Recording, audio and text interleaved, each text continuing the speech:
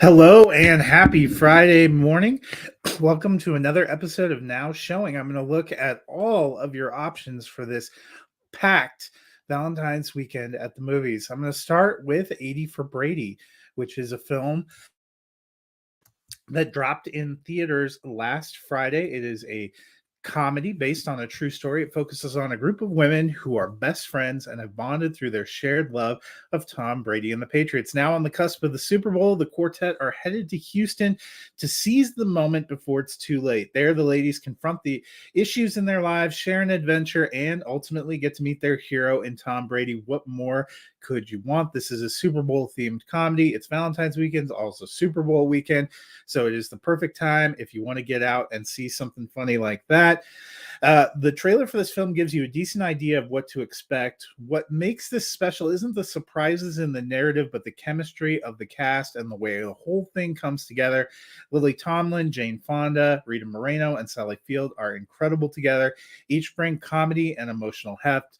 It was surprisingly emotional for me. I had a great time with laughs, a fun story, and a lot of heart.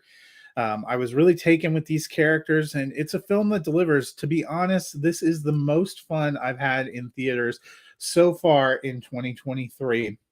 I gave it 3.5 stars, and as I mentioned, it is now available in theaters.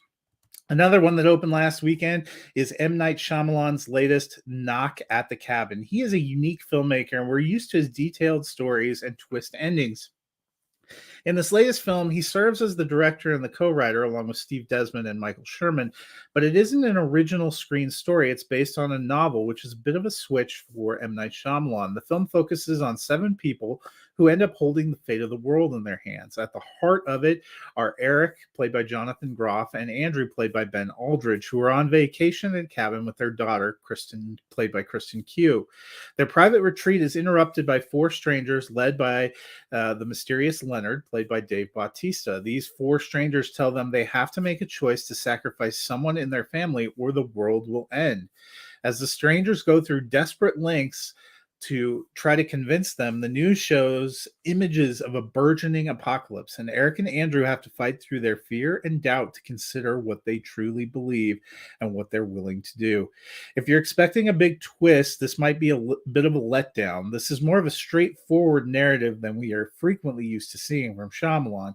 I know I myself was kind of waiting to see what the big twist at the end was going to be. I don't think we really get that here with this one. But the signature cinematic style is here. A lot of tight close-ups, a lot of interesting shots. The film features decent performances. I was especially moved by the work of Bautista and Aldridge. But it's a story that ultimately doesn't totally work. It's strange, and it introduces threads that I didn't feel like completely tied together in the end. They use a lot of flashbacks to try to build things up, but I wasn't exactly sure where this was going. The end also felt a little abrupt. After so much buildup, it kind of just peters out a little bit at the end. Ultimately, this is a film that's okay, but I don't think it lived up to the promise and its potential. That's why I only gave it 2.5 stars, but it is now playing in theaters if you want to check that one out. Another one that opens in limited release this week is the French film One Fine Morning. Uh, this one focuses on a young widow named Sandra, whose father is in need of long term care. She's trying to raise an 8-year-old daughter and wrestling with family and with change and with decisions and with trying to take care of her father. And in the midst of that, she connects with an old friend, which sparks a potential new romance. The one problem, her new beau has commitments of his own, including a family of his own. So, will they make it work? Will there be a happy ending? That's kind of the central question in this film. Leah Seydoux, who is in the lead role, is solid. There are some really quiet and beautiful moments in the film with both the actor that played her father and the one that plays her love interest here. That brings the emotions out, but I felt like it meandered some, and I wasn't entirely taken with the story and the narrative. There were moments that I really enjoyed. I thought some of the shots were very beautiful, but it's ultimately just a little bit unsatisfying for me in terms of a narrative. So I ended up giving this one as well 2.5 stars. Like I said, it's now playing in limited release. But it's not just theatrical options you have, you still have plenty of options in streaming too. The first of those is Somebody I Used to Know, which actually dropped today on Prime Video. This one finds Alison Brie as a reality TV show producer who's hit hard times. Her show appears on the verge of cancellation, and she feels like she has no direction in her life. So she returns home to lick her wounds and comes across a former beau. They click and they hit it off on a meet cute on the evening that she's back. She's ready to jump back into a relationship, but it turns out that her former flame is engaged and actually getting married this weekend. Instead of backing off, she jumps right into the middle of the wedding festivities as she's invited to be the videographer.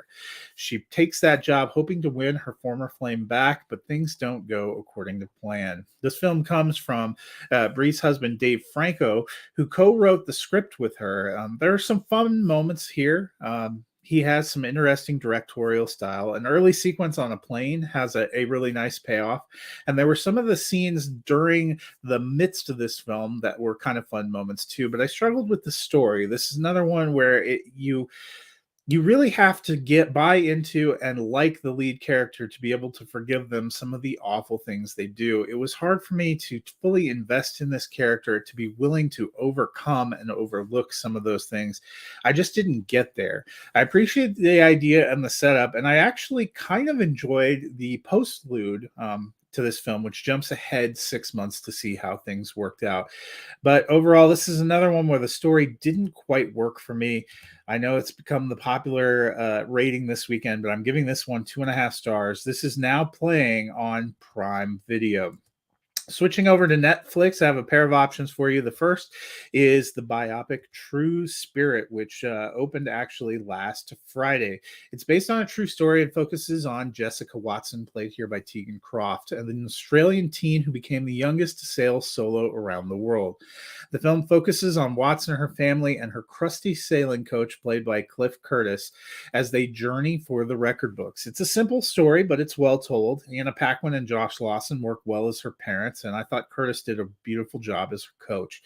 But this lives or dies with the star, and here Croft does a nice job. She spends a lot of time on her own, battling the elements and battling the doubts in her head. You get sucked into this journey and the emotional way the film comes together. That's a credit to Croft and also to director Sarah Spillane, who does a nice job bringing the whole narrative together. There were some beautiful shots and beautiful sequences. I enjoyed the ride, and it's also a nice piece of family-friendly entertainment if you're looking for something that you can watch as a family. I gave this one 3 stars, and it's now streaming on Netflix. The last of the new films I'm going to look at is Your Place or Mine, which is a new streaming romantic comedy featuring Reese Witherspoon and Ashton Kutcher. But don't let this image fool you. They don't share a lot of screen time here. I will get to that more in a moment. But this is a Valentine's weekend comedy with these two stars playing longtime friends who are dancing around becoming something more. During a crazy week, they essentially switch lives. Debbie, played by Reese Witherspoon, leaves her son in Los Angeles and heads to New York for a bit of school and an adventure. Peter, played by Ashton Kutcher, meanwhile leaves his bachelor pad life in New York to head to Los Angeles to take care of Debbie's son. And they've kind of form a bond and have a series of adventures on their own. But is this the time in each other's lives and place where they will come together and realize that they're meant to be more than just friends? There's a sturdy cast here and a strong setup. Writer-director Arlene Brosh McKenna has delivered some decent comedies in the past, including the romantic comedy 27 Dresses and the iconic comedy Devil Wears Prada, which she wrote the screenplays for. I like the cast and the performances here, and there's some fun ideas and witty sequences. But again, as has been the theme this week, it comes down to a little bit of story construction here for me. There's some side characters and some side plots that pop up without really getting the kind of resolution or integration that they need to have. But probably my biggest issue here is that Kutcher and Witherspoon only share the screen for about 10 minutes of an hour and 50-minute film. They have a few minutes together at the beginning during a meet cute, and then they have a sequence at the end that mostly takes place as an argument when they finally meet again face to face in the airport. And that strips the story as some of its power because it's hard to really buy into them as a couple since you don't see them together much in the film. Despite that, it was cute. It was enjoyable. It's probably a decent date film. I ended up giving it 3 stars out of 5. It is on Netflix. It dropped today, just in time for Valentine's Day weekend.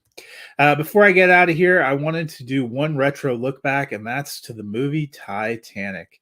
It is hard to believe, but Titanic is celebrating its 25th anniversary. Long before James Cameron built the world of Avatar, he captured audiences with a look to the past. And you know what? I remember the first time I saw Titanic in theaters.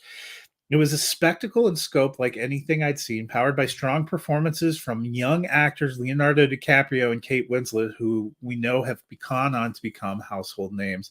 The love story is good, but I was always taken with the scope and the craft of recreating this infamous ship and the infamous events that took it down.